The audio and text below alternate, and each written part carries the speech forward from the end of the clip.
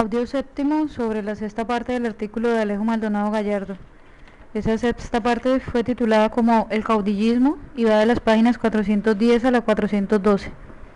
El caudillismo está dividido en dos partes: sublevación de Agua Prieta y presidencia de Obregón, y el gobierno de Calles y el maximato. El caudillismo, página 410.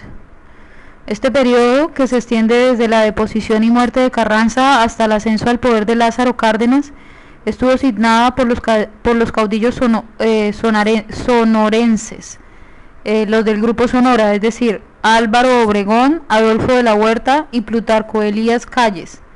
La principal base social local de estas figuras provenía de las capas medias formadas por pequeños comerciantes, profesionales y rancheros, con marcada tendencia hacia el radicalismo y el anticlericalismo, que les permitía forjar la nueva clase gobernante emanada de la revolución, apoyada por un movimiento obrero y agrarista ligado al aparato del Estado.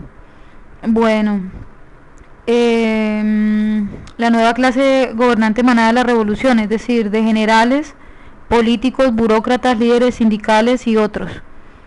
Durante el interregno caudillista se reanudó el proceso de modernización de la sociedad mexicana, interrumpido por lo que se ha llamado la fase armada de la revolución.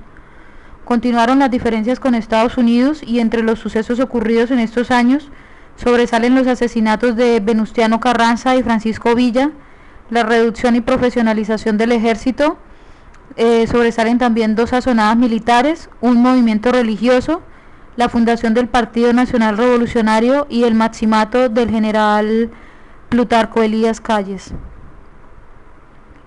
Sublevación de Agua Prieta y presidencia de Obregón.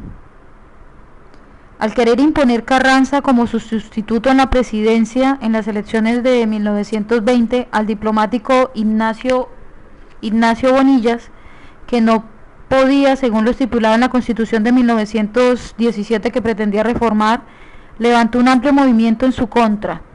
Frente a esa candidatura se opuso el general Álvaro Obregón, quien consideraba en un manifiesto a la Nación el 1 de junio de 1919 que el proceso revolucionario estaba en peligro. Este contaba con amplio apoyo, incluido el de la Confederación Regional Obrera de México, el CROM, Confederación Regional Obrera de México, el CROM,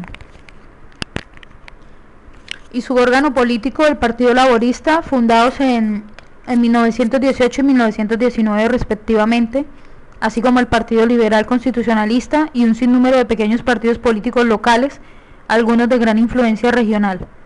Las maniobras del presidente para promover a Bonillas provocaron que el Congreso de Sonora, que era el estado natal de Álvaro Obregón, se declarara en rebeldía el 20 de abril de 1920. Los sublevados, encabezados por Plutarco Elías Calles, por Salvador Alvarado y Adolfo de la Huerta, proclamaron el plan de Agua Prieta el 23 de abril. Desconocieron a Carranza y nombraron al propio gobernador de Sonora, es decir, a de la Huerta, como presidente provisional, eso entre junio y noviembre.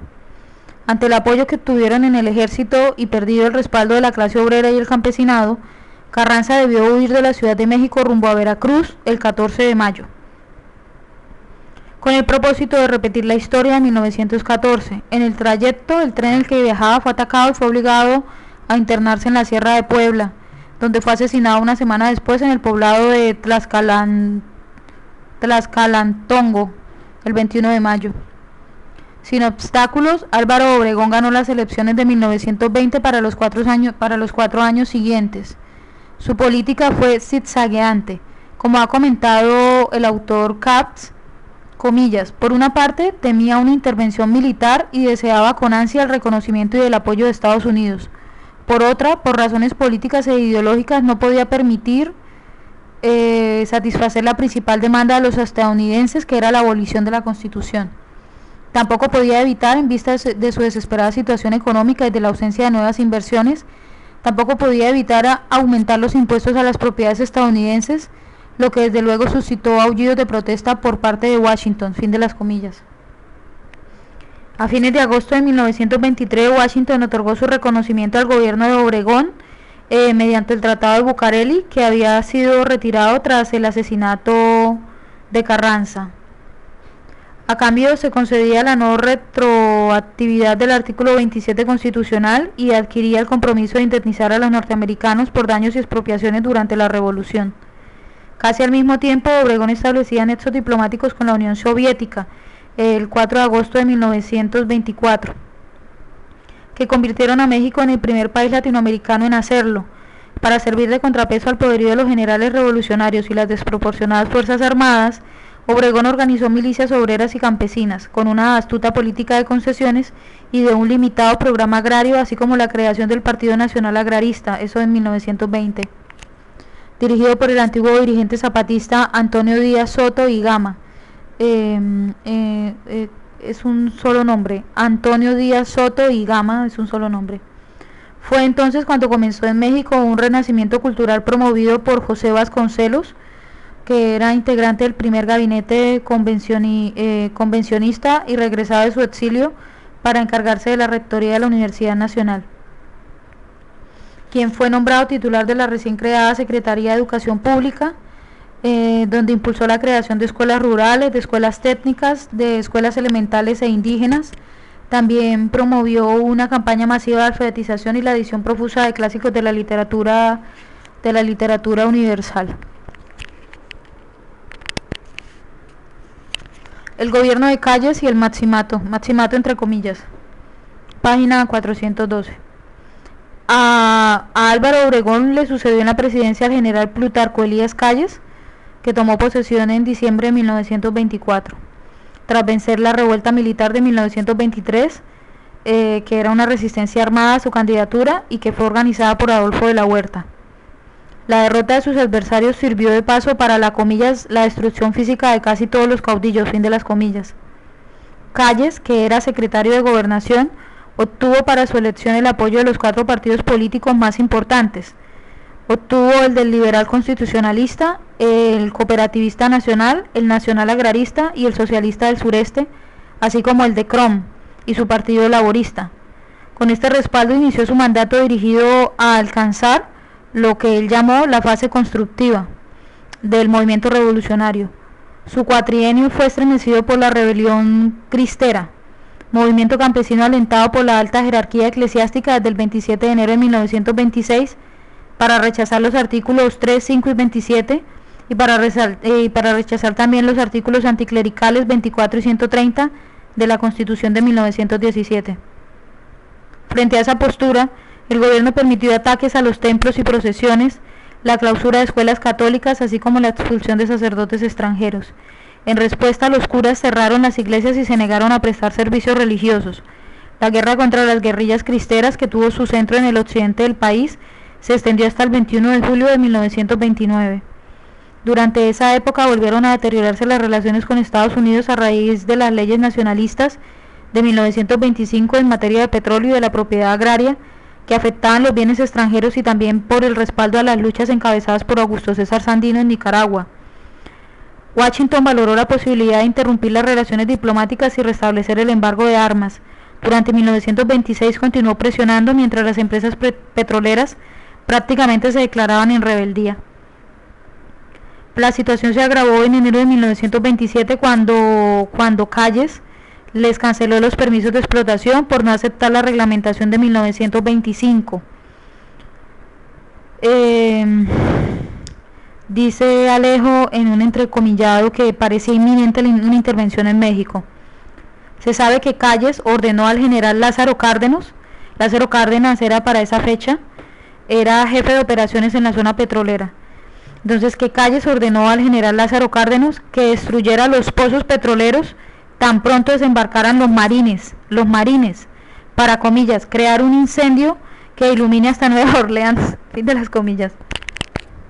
Sin embargo, hasta ahí llegó su postura, pues se dio a la presión estadounidense y en noviembre de 1927 modificó la ley de hidrocarburos. A partir de ahí, Calles se fue derechizando. Rompió, por ejemplo, relaciones con la URSS en 1929 y favoreció la entrada de capital extranjero y a los intereses de emergentes sectores burgueses. Aunque a su favor se puede decir que estimuló la economía, que saneó las finanzas, que restableció el crédito y que inició obras indispensables de infraestructura, intentando de esa forma diseñar un modelo de país moderno con la activa participación del gobierno. Calles buscaba un Estado fuerte e interventor, capaz de mantener el control de la política, de la economía, de los obreros, de las nacientes organizaciones campesinas y de un ejército cada vez más profesional. El 17 de julio de 1928, electo presidente apenas un mes antes, gracias a una modificación en la Constitución, y después de ser derrotada la rebelión opositora de los generales antirreeleccionistas Francisco Serrano y Arnulfo Gómez, que fueron eliminados antes, ambos entre octubre y noviembre del 27, fue asesinado por un cristero fanático.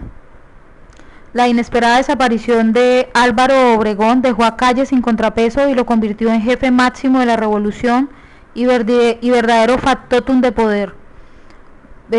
Factotum, la palabra en latín. A su indiscutida hegemonía en la política mexicana se le llamó maximato, etapa en la que se sucedieron en la presidencia de México bajo la sombra de Calles, desde Emilio Portes Gil entre 1928 y 1930, pasando por Pascual Ortiz Rubio 1930-32 y llegando hasta Abelardo Rodríguez del 32 al 34. Fue esta época también en la que se fundó el Partido Nacional Revolucionario, el PNR, en marzo del 29, devenido en el gran partido oficial del sector triunfador en la Revolución Mexicana y concebido originariamente por Calles para manejar a su antojo la política del país y de paso dirimir las asperezas entre los revolucionarios que desearan ocupar un cargo de elección popular. Es el fin del audio sexto sobre la parte sexta del artículo de Alejo, la parte sexta denominada el caudillismo. Termina en la página 413.